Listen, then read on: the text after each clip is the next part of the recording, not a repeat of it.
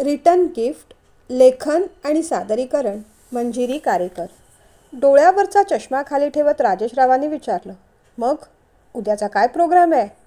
वाटाणे सोलत अनिताताई म्हणाल्या, आहे नेहमीप्रमाणे भरगच्च कार्यक्रम आहे.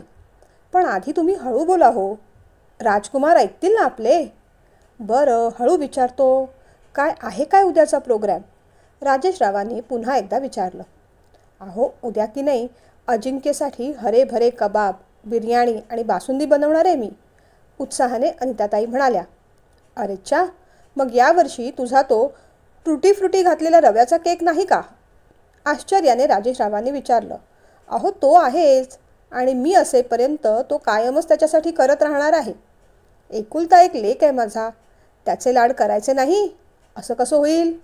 डेकोरेशनसाठी झेंडूची फुलं आणली आहेत, त्याच्या छान माळा सोडणार, सुगंधी कॅन्डल आणली आहे ना, ती सुद्धा केकजवळ लावणार. हां, पण ती त्याला फुकून विझवू देणार नाही. हां, फक्त पेटवणार. प्रकाश पसरला पाहिजे, तो विसता कामा नाही. आणि मग त्याचं औक्षण करणार. त्याच्यासाठी टी शर्ट आणलंय ते पण देणार. कॉलेजात जायला लागल्यापासून साहेबांचे नखरे जरा जास्तच वाढले. हे मला सूट होत नाही, ते मला आवडत नाही असं म्हणत असतो. पण जाऊ दे, त्याचं वयच आहे ते सगळं करायचं. नखरे आणि मजा मस्ती त्यांनी नाही करायची का तर आपण करायची का? कौतुकाने अनिताताई बोलत होत्या. मजा आहे बुवा तुझ्या लेकाची. आमच्या वेळेस असं काही नव्हतं. आमचे वाढदिवस कधी यायचे आणि कधी जायचे कुणालाही कळायचं नाही. कुणाच्या लक्षातही राहायचे नाही. आम्ही आठवण करून द्यायचो तेव्हा शाळेत वाटण्यासाठी 8 आण्याची चॉकलेट आई आणून द्यायची. संध्याकाळी खीर करायची. पण मजा होती त्याच्यातसुद्धा. खरंच सांगतो अनिता, आनंदासाठी खूप पैसा हवा असं काही जरूर नसतं. खरा आनंद छोट्या छोट्या आणि चांगल्या गोष्टीसुद्धा घेता येतो. बरं बरं, तुझं चालू दे, मी निघतो ऑफिसला. टेबलावरचा चष्मा उचलत राजेशराव आपल्या कामाला निघाले. सहज म्हणून अनिताताईंचं लक्ष गेलं. अहो, ती तुटलेली चष्म्याची फ्रेम कधी बदलणार आहात? 6 महिने झाले दोऱ्याला अडकवून तीच फ्रेम वापरत आहात तुम्ही. कधीतरी काचा निखळतील त्या फ्रेममधून. त्या करवदल्या. नाही निखळणार असतं माझं लक्ष बरोबर, राजेशराव म्हणाले. हे काय उत्तर झालं? तुटलेली गोष्ट कधी ना कधी मोडीत निघणारच. ती अगदीच बाद होण्याच्या आधीच ती फ्रेम बदला. या महिन्यात बदलून टाका ती. थोड्या वैतागत अनिताताई म्हणाल्या. हो हो, बदलणारच आहे. या महिन्यात काढलेत पैसे बाजूला त्याच्यासाठी. पण तो विषय तिथे संपला नाही. पैसे बाजूला काढणार म्हणजे ते पितळेच्या डब्यात ठेवणार. एकदा चेक करायला हवे. लगेचच अनिताताई उठल्या आणि त्यांनी पितळी डबा चेक केला. त्यात निव्वळ 700 रुपये होते. या एवढ्याशा पैशात फ्रेम येणार होय? त्यांनी मग स्वतःजवळचे 1000 रुपये त्यात ठेवून दिले. कसंही करून या महिन्यात यांना चष्म्याची फ्रेम बदलायला लावायचीच असं ठरलं. समोरच्या घड्याळाकडे लक्ष गेलं आणि त्यांनी कपाळावर हात मारून घेतला. अरे बापरे, यांच्याशी बोलण्याच्या नादात 8 वाजले. अजिंक्यला उठवायला हवं, नाहीतर त्याची नेहमीची बस मिस झाली म्हणून वैतागेल. कारण मग फ्रेंड्सचा ग्रुप भेटणार नाही आणि आज तर साहेबांचा बर्थडे आहे म्हणजे मित्र वाट पाहत असणार. लगबगीने अनिताताई अजिंक्यला उठवायला गेल्या. त्याच्या डोक्यावरून हात फिरवत त्याला वाढदिवसाच्या शुभेच्छा दिल्या. बाळा, वाढदिवसाच्या तुला खूप खूप शुभेच्छा. तुझी सगळी स्वप्न पूर्ण होवोत. आज मजा करायची आहे ना, पण त्यासाठी तुला आधी उठावं लागेल. 8 वाजून गेले. चला उठा आता. तुमचे मित्र स्टॉपवर वाट पाहत असतील. अजिंक्य थोडा लाडात आला. आईच्या मांडीवर डोकं चोळत म्हणाला, झोपू दे ना आई थोडा वेळ तुझ्या मांडीवर. एका आईला याहून आणखीन जास्त काय हवं असतं? त्याला कुरवाळत त्या तशाच बसून राहिल्या. बाबांनी आवाज दिला तसा मग अजिंक्य उठला. हॅपी बर्थडे राजकुमार. आजचा दिवस छान एन्जॉय करा. संध्याकाळी भेटूयाच आपण, असं म्हणत बाबा ऑफिसला जायला निघाले.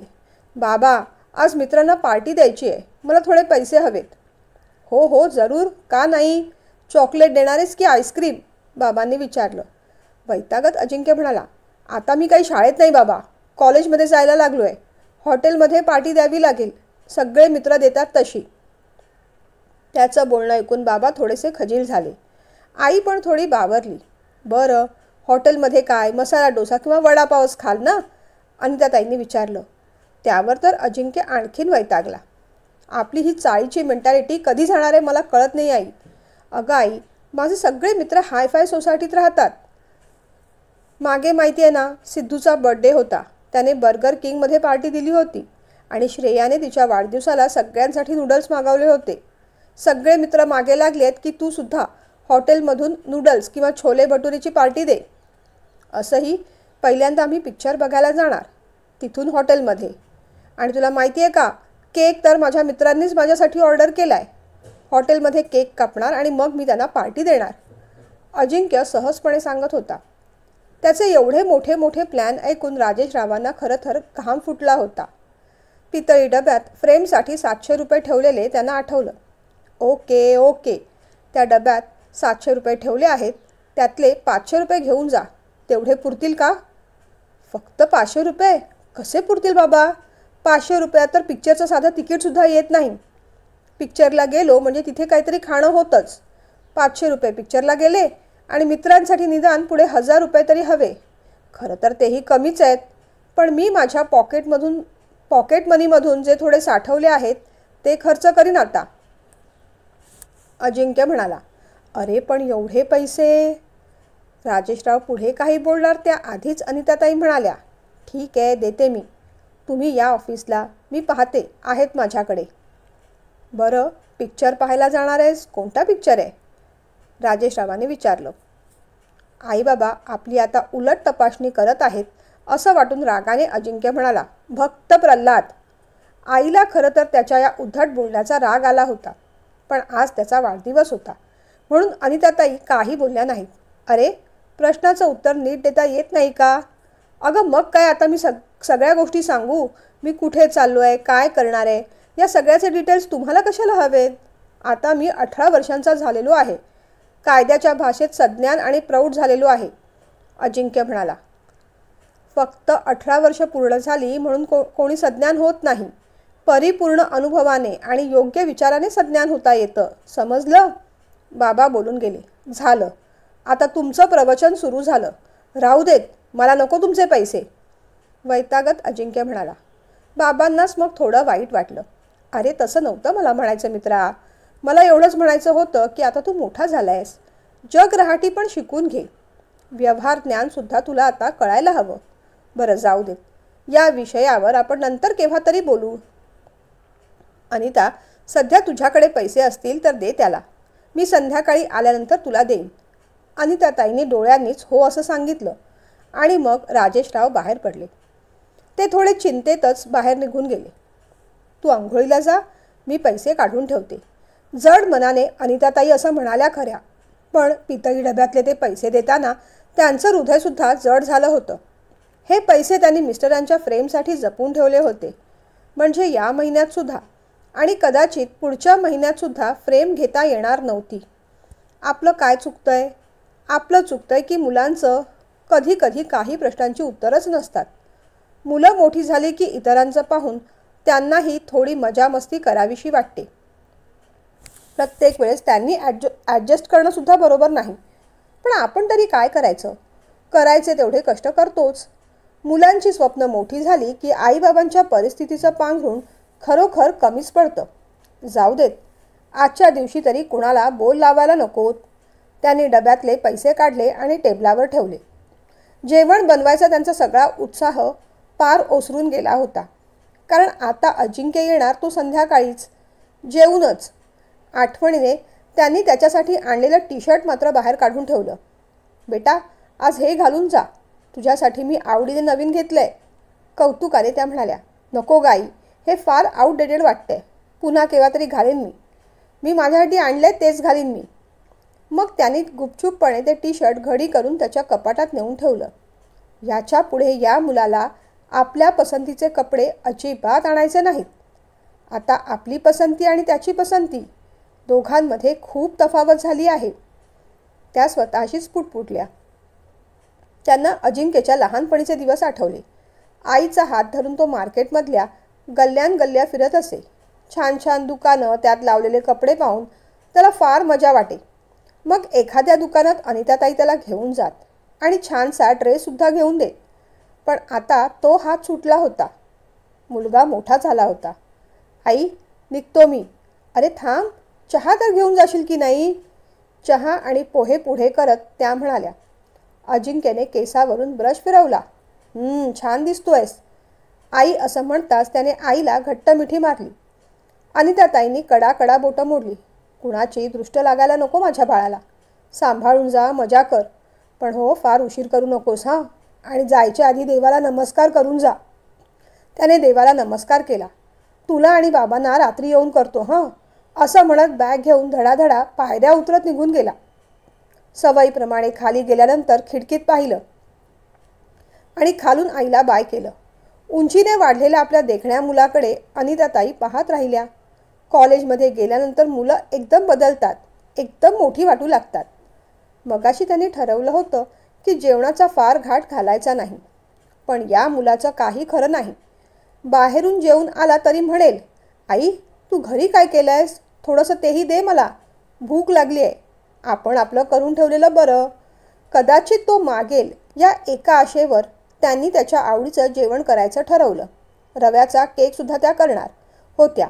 या केकच्या खूप आठवणी होत्या. अजिंक्यच्या लहानपणी ते ज्या चाळीत राहत होते तिथल्या शेजारच्या सिंधी आंटींनी तो केक त्यांना शिकवला होता. एकदा त्यांच्या मुलाचा वाढदिवस होता आणि अजिंक्यला वाढदिवसासाठी बोलावलं होतं. त्याचा तो टुटी फ्रुटी टाकलेला रंगीबेरंगी केक पाहून हा केक मलाच हवा असा अजिंक्यने हट्ट केला.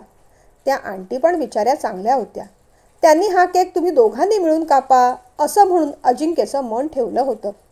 आणि हा केक कसा करायचा हे अनिताताईंना सुद्धा शिकवून ठेवलं होतं. चाळ सुटली पण त्या आंटी मात्र कायम लक्षात राहिल्या.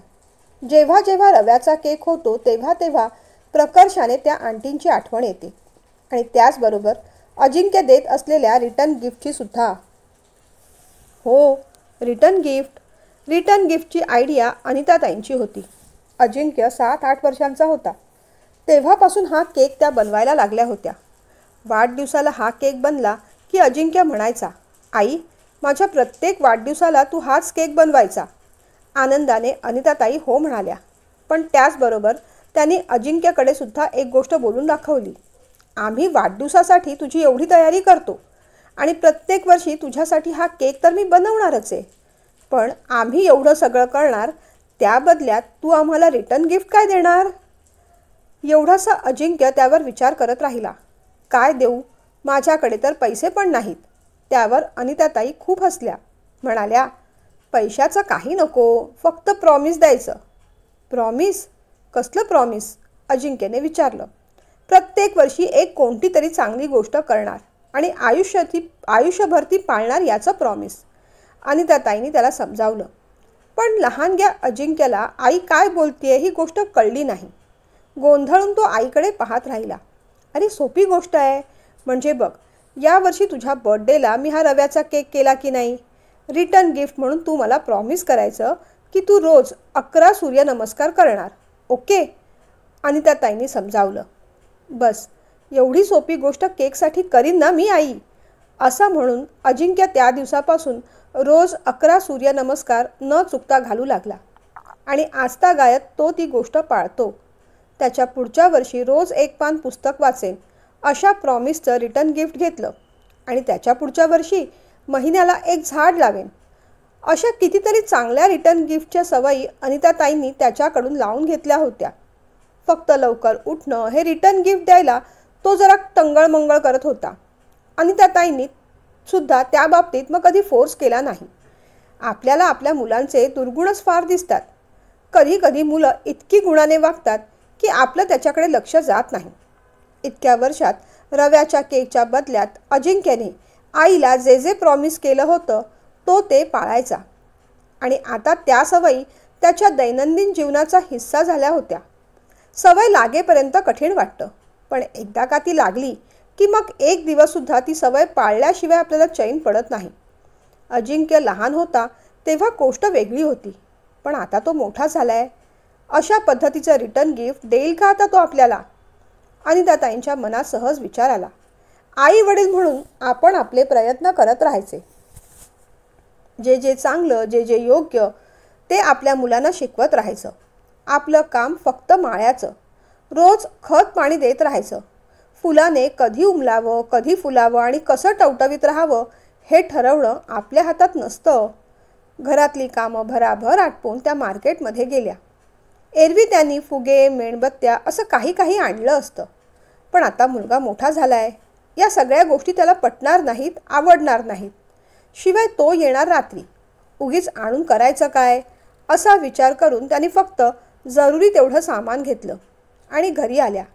दुपार टळली आणि संध्याकाळ झाली. तशा त्या कामाला लागल्या. संध्याकाळी राजेशराव घरी आले.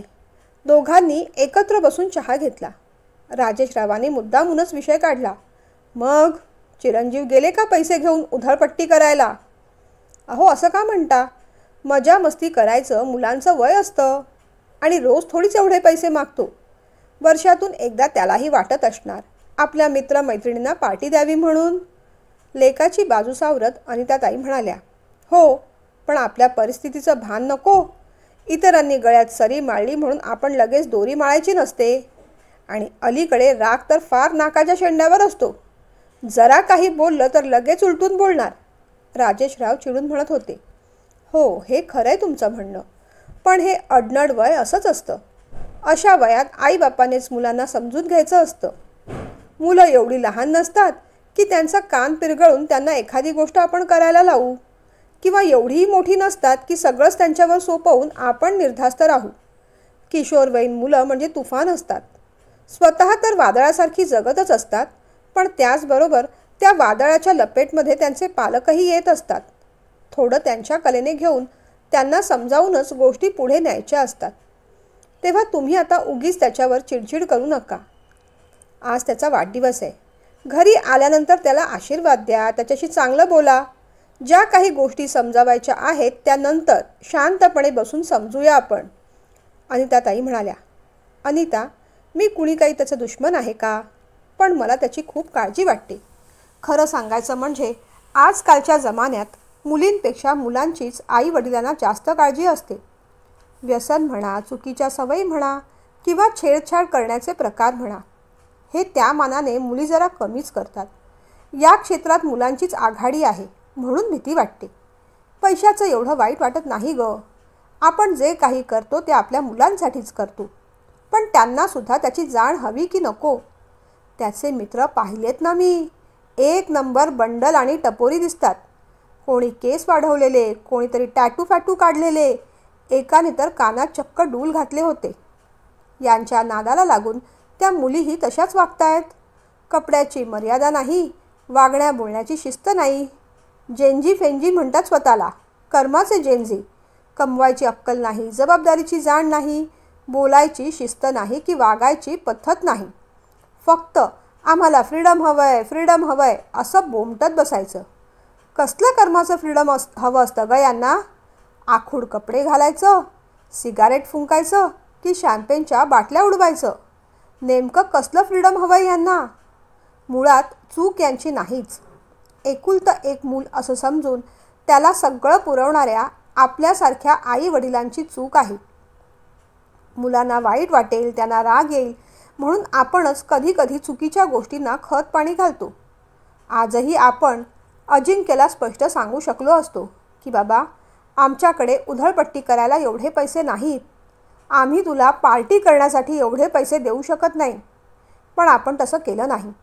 त्याला वाईट वाटेल, त्याचं मन तुटेल म्हणून ओढून ताणून आपण पैशाची व्यवस्था केली. पण आपल्या ताणाची, ओढाताणाची या मुलांना पर्वा तरी आहे का गं?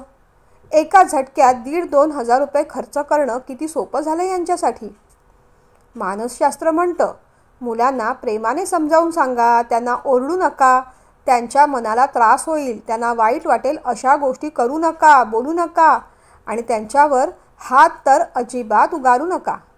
म्हणजे काय? आई वडिलांनी आपले हात बांधून घ्यायचे आणि मुलांनी मात्र हर घडीला पालकांना शाल जोडे द्यायचे. बरं आहे यांचं मानसशास्त्र. उद्या हीच मुलं बिघडली की तेच आम्हाला म्हणतील, आम्हाला वेळीच शिस्त का लावली नाही तुम्ही? राजेशराव जाम चिडले होते. अहो बास बास, किती हात रागा. आपण चिडचिड करून काही होणार आहे का? तुम्ही पैसे दिले नसते तर तो तसाच रागावून गेला असता आणि त्याचं त्याच्यापेक्षा तुम्हालाच जास्त वाईट वाटलं असतं, बरोबर की नाही? आजचा दिवस आनंदात जाऊ दे. उद्या आपण त्याच्याशी व्यवस्थित या विषयावर बोलून घेऊ. तुम्ही शांत व्हा आणि मला जेवणाला लागू दे. असं म्हणत अनिताताईंनी त्यांनी ठरवल्याप्रमाणे 2-4 छान पदार्थ केले. वेलची टाकून रव्याचा केकसुद्धा केला. त्यांनी देवाला नैवेद्य दाखवला. प्रार्थना केली, देवा, माझं बाळ अल्लड आहे, लहान आहे. आमच्याकडून जसं होईल तसं प्रेम संस्कार आम्ही देतोय त्याला. पण कुठेतरी त्याचं चुकतंय. तसं असेल तर त्याला चांगलं वागण्याची बुद्धी दे. असं म्हणून त्यांनी देवाला दिवा लावला. 8:30 वाजता राजेशरावांनी विचारलं, आपण जेवायचं की त्याची वाट पाहायची? नको, आपण जेवून घेऊ. तो बाहेरून जेवून येणार म्हणालाय ना. उगीच फोन करून सुद्धा त्याला डिस्टर्ब करायला नको. येईल तेव्हा येईल. असं म्हणत अनिताताईंनी पानं घेतली. पदार्थ पाहून राजेशराव एकदम खुश झाले. वा, जेवण तर छान दिसतंय. खरंच कमाल आहे या मुलाची. एवढं सुंदर सुग्रास जेवण सोडून कुठे त्या हॉटेलमध्ये शिळपाकं खात बसलाय. राजेशरावांनी पुन्हा एकदा टिप्पणी केली. असू देत, जाऊ देत. बसा तुम्ही. आपण दोघं सुरुवात करू. रव्याचा केक मात्र तो आल्यानंतर कापूया, अनिताताई म्हणाल्या. त्यांनी मग दोघांसाठी वाढून घेतलं. एक घास तोंडात घेतला असेल नसेल तोच राजेशरावांचा फोन वाजला. हॅलो, मिस्टर राजेश सकपाळ का? हो, बोलतोय. आपण? मी पोलीस स्टेशनमधून सब इन्स्पेक्टर भोसले बोलतोय. पोलीस स्टेशनमधून? हे शब्द उच्चारताच दोघांचेही हातपाय थरथरू लागले. काय झालं साहेब? सगळं ठीक आहे ना? घाबरत राजेशरावांनी विचारलं. हो, घाबरून जाऊ नका. काळजी करण्या एवढं मोठं कारण नाही आहे सध्या. पण नाक्यावरच्या पोलीस स्टेशनमध्ये जरा येऊ शकाल का तुम्ही? सब इन्स्पेक्टर भोसले म्हणाले. पण झालंय काय साहेब? संदर्भ काय आहे? राजेशरावांनी विचारलं. संदर्भ तुमच्या मुलाशी आहे. पण एवढं सांगतो की तुम्ही काळजी करू नका, तो ठीक आहे. मला तुमच्याशी बोलायचं होतं. सब इन्स्पेक्टर भोसले असं म्हणताच राजेशरावांनी चटकन हात धुतले. शर्ट चढवला. अहो, काय झालं सांगाल का? अनिताताईंनी विचारलं. मला तरी काय माहीत. पोलीस स्टेशनमधून फोन आला होता. आपल्या चिरंजीवांच्या संदर्भात काहीतरी गोष्ट आहे असं म्हणाले. आता तिथे गेल्याशिवाय कसं कळेल मला? मी आलोच. अनिताताई घाबरल्या. त्यांनाही वाटत होतं की आपणही जावं. पण पोलीस स्टेशन ही जागा भल्या माणसांसाठी नसते असं त्या ऐकून होत्या. कोर्टाची आणि पोलीस स्टेशनची पायरी चढायची कधी वेळच आली नव्हती. काय झालं असेल? अजिंक्य ठीक तर असेल ना? काही मारामारीची गोष्ट की ॲक्सिडेंटची? देवा, नको नको रे. हे असे विचार मनात आणूसुद्धा नकोस. त्यांनी देवासमोर हात जोडले. चित्त अजिबात थाऱ्यावर नव्हतं. यांचा फोन येईपर्यंत किंवा हे परत येईपर्यंत आता जीवात जीव यायचा नाही. त्या इथून तिथे येरझाऱ्या घालत राहिल्या. घशाला कोरड पडली तेव्हा 2 पाण्याचे घोट घेतले आणि मग शांतपणे खिडकीत बसून नामस्मरण करू लागल्या. तासाभराने रिक्षाचा आवाज आला तेव्हा त्या चटकन उभ्या राहिल्या. राजेशराव आणि अजिंक्य दोघेही रिक्षातून खाली उतरले. राजेशरावांनी पैसे दिले. ते पुढे चालू लागले. अजिंक्य त्याच्या मागे. बेल वाजवायच्या आधीच त्यांनी दरवाजा उघडून ठेवला. राजेशराव आत आले. त्यांच्या चेहऱ्यावर उदासीनता पसरली होती.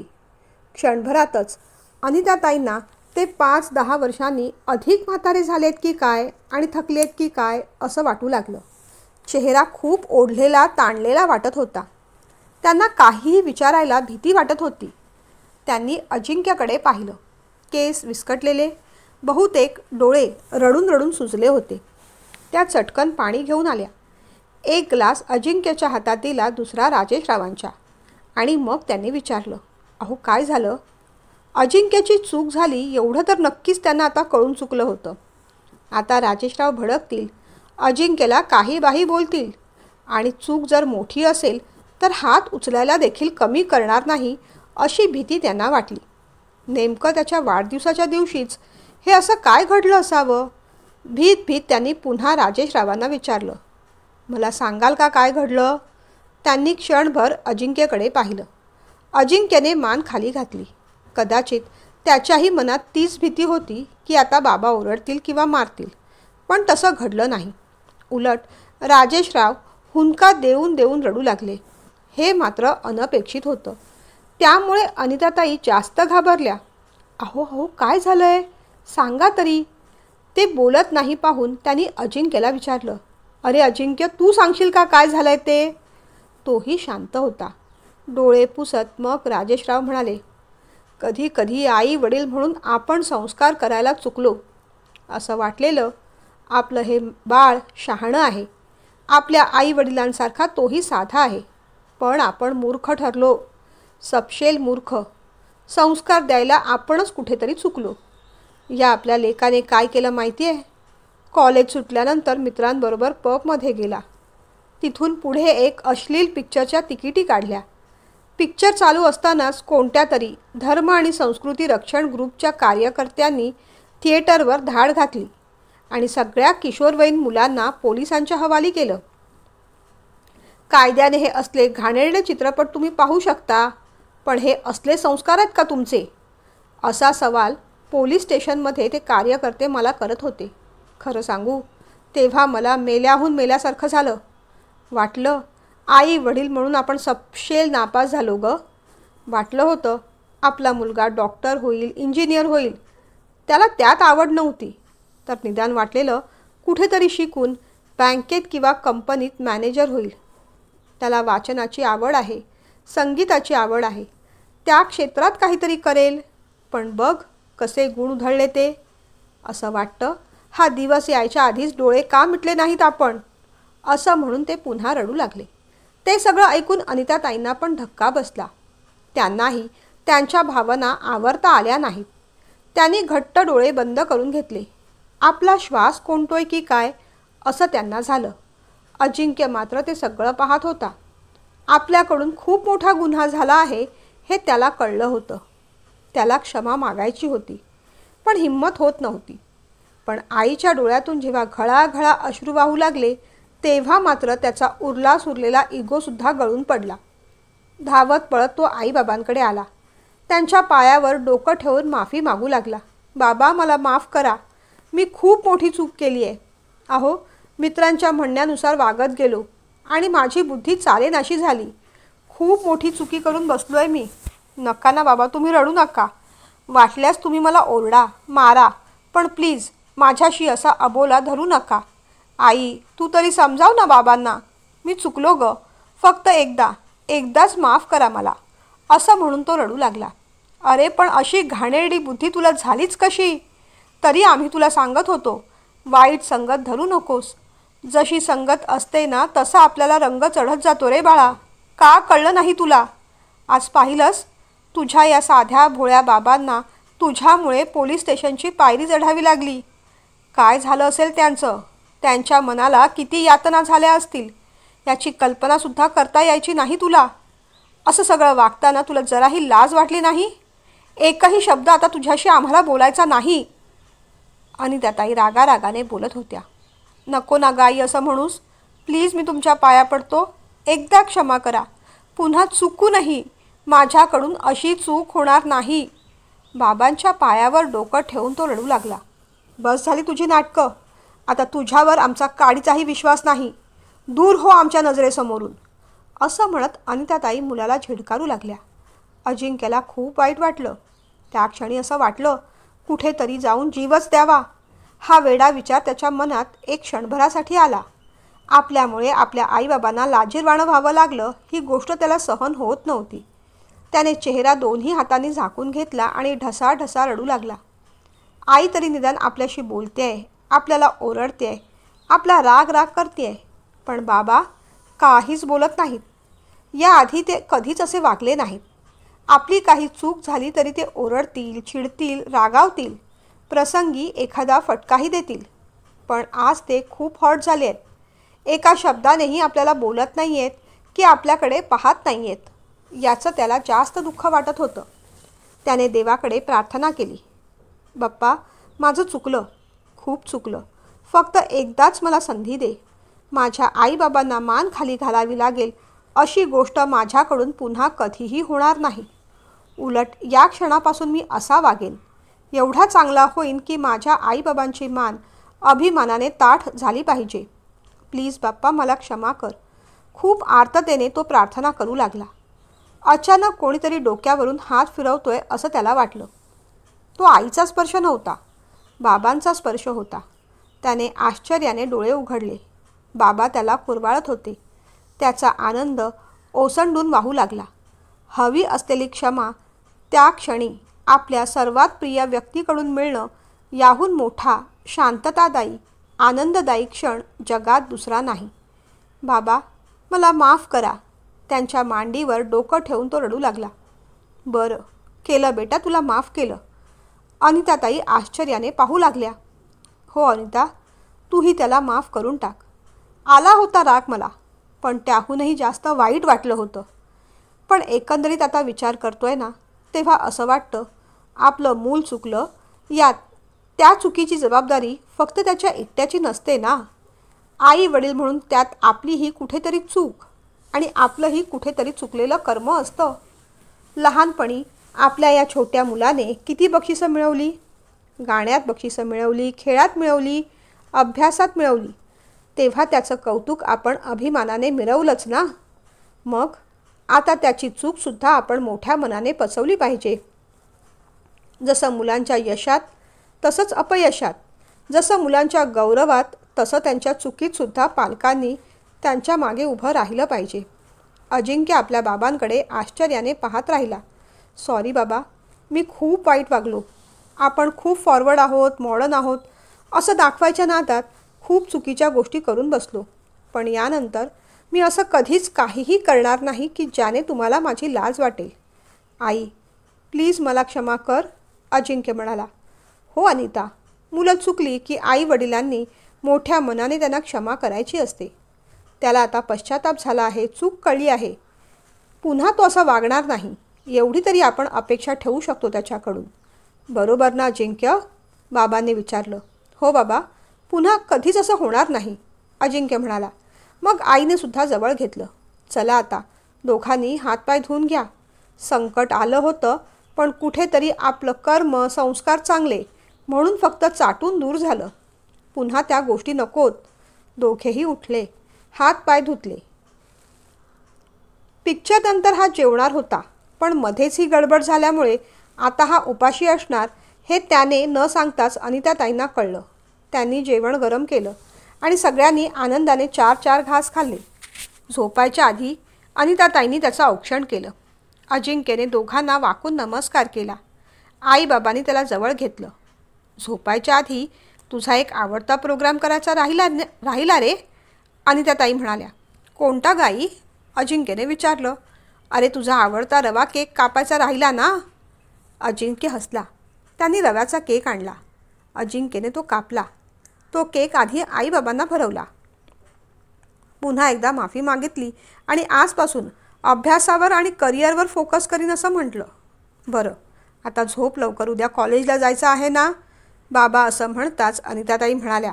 हो झोप, पण त्याआधी रिटर्न गिफ्ट तू द्यायला हवं. आईचं बोलणं ऐकून अजिंक्य थांबला. काय रिटर्न गिफ्ट हवं आई, त्याने विचारलं. आजपासून खऱ्या अर्थाने तू सज्ञान होईपर्यंत आमच्यापासून तू कोणतीही गोष्ट लपवणार नाहीस. आपल्या संस्कारांना धक्का पोहोचेल अशी गोष्ट तू कधीच करणार नाहीस असं वचन दे. अजिंक्यने आईबाबांसमोर कान धरले. सज्ञान होईपर्यंत का? आता आयुष्यभर मी तुमच्यापासून कोणतीच गोष्ट लपवणार नाही आई, आणि अशाच गोष्टी करीन की ज्याने तुम्हाला माझा अभिमानच वाटेल. आणि अजिंक्य, हे तुम्ही माझं प्रेमाने ठेवलेलं नाव सार्थक करीन. त्याचं बोलणं ऐकून आईबाबांनी त्याला जवळ घेतलं. याहून छान रिटर्न गिफ्ट अजून आईबाबांना काय मिळणार होतं.